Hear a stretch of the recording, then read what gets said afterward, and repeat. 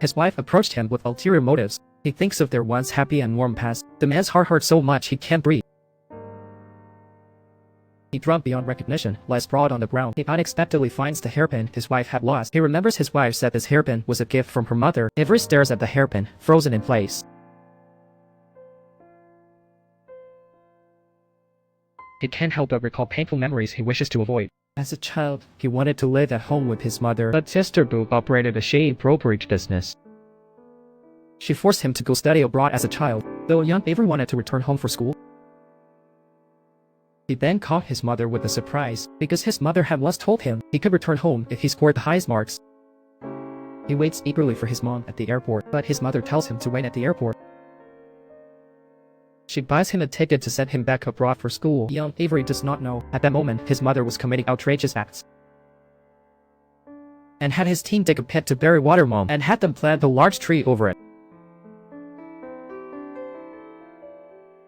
When he reached the courtyard, he saw that the little girl dropped her hairpin. The girl got away from the guard. She ran back to pick up the hairpin. He clearly remembered the hairpin. It looked exactly like his wife's. Later, the girl was knocked out and taken, but she still held on to the hairpin tightly. Seeing this, little Avery was terrified.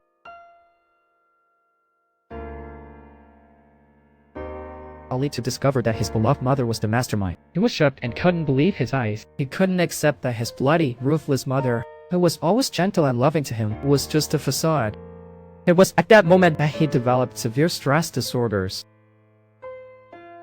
That the designer didn't know anyone named Tessa at all. He claimed he would meet Tessa's colleagues at work. Noticing his wife was not being honest, Avery couldn't believe his wife would deceive him. He went to her workplace to ask the receptionist that there was no Thai woman named Tessa. At that moment, Avery confirmed his wife had betrayed him. Heartbroken, Avery went home and drank to forget. This reminded him of painful memories he wished to forget. He saw his wife had hidden motives. Meanwhile, on the other side, because this conversation could prove, Sister Boo joined forces with the flashy lawyer Mike, and teamed up with the corrupt cop Black. They conspired together to commit illegal acts.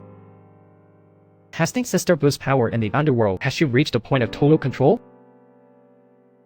Learning that Old Master and his team were digging in the yard, she told the maid to sneak photos for proof. Just as Old Master was about to check, he was interrupted by a phone call, which allowed the maid to narrowly escape.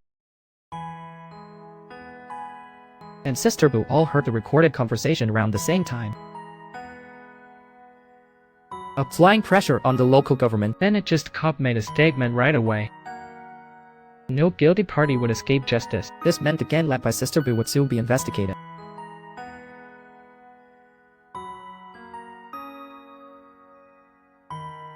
To save the poor people like her and her mother, she chose to stand up and expose the gang. If we remain indifferent and do nothing, we're no better than the oppressors. Very good. If you're determined to see it through, we must work together. Sister Boo and her friends will rot in prison. She immediately called the maid again, only to find out that Mike sent Sister Boo a box of sweets. She instructed the maid to check the contents of the box. Meanwhile, Sister Boo was trying hard to recall the details of the call. She recalled that day when she scolded the maid away. She moved in to check closely, just as she was about to find the hidden cam in the figure, telling her to stop Sister Boo. So the maid snapped a pic of the note in the box, and she rushed to bring the sweets to the study. This made Sister Boo stop checking the doll. Sister Boo looked at the note in the box. Then she learned Mike would meet her at their spot tomorrow at 10. They had to talk how to fix the current crisis. She recalled the maid hurriedly leaving the study. She ran out to grab her phone for a check. Luckily, the maid had just left the study.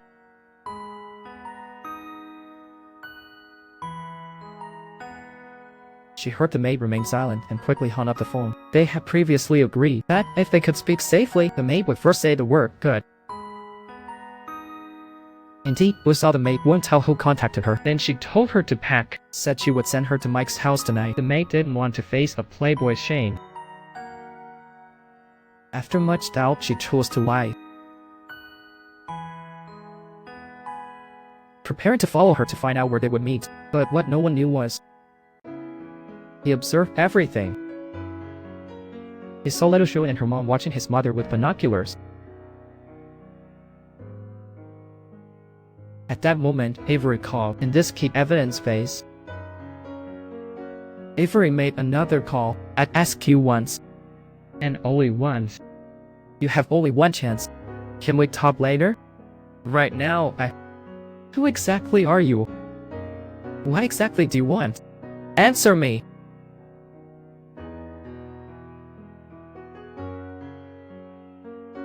But at that moment, the bad cop approached. She decisively hung up the phone again. But tears flowed silently down her face. Disappointed, Avery watched his wife from afar. Then he got out of the car. "You need to act quickly." "Yes, ma'am." "Who did you record my voice for? What is this?" "I'm gonna kill you."